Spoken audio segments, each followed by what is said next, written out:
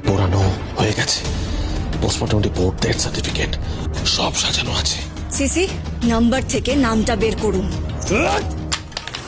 তুমি আর তিলোত্তমা সিরিয়ালের আজকের সম্পূর্ণ পর্বটি আপনারা যদি দেখতে চান তবে অবশ্যই একটি লাইক ও সাবস্ক্রাইব করুন।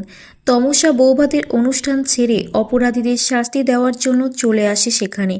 অপরাধীর সামনে দাঁড়িয়ে তিলোত্তমার প্রতি হওয়া যে অন্যায়, সেই অত্যাচার বারবার তমসার মাথায় আসে। অপরাধী তমসার প্রশ্নের উত্তর না দিলে গালে একটা ঠাসিয়ে চড় মেরে দেয়। সিসিকে বলে, এ কি মুখ খুলেছে নাকি মুখ খোলেনি, এর মোবাইলটা নিয়ে আসার ব্যবস্থা করুন। পুলিশ বলে 4টে ফোন আমাদের হাতে এসেছে, কিন্তু কার কোনটা ফোন সেটা আমরা বলতে পারবো না। তমসা বলে, আমার সামনে নিয়ে এসো ফোনগুলো, কি করে মুখ খোলাতে হয় সেটা আমি ভালো জানি।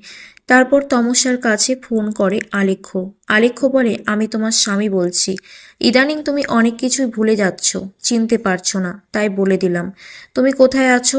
উত্তরে তমসা বলে, আমি পেশেন্ট দেখতে এসেছি।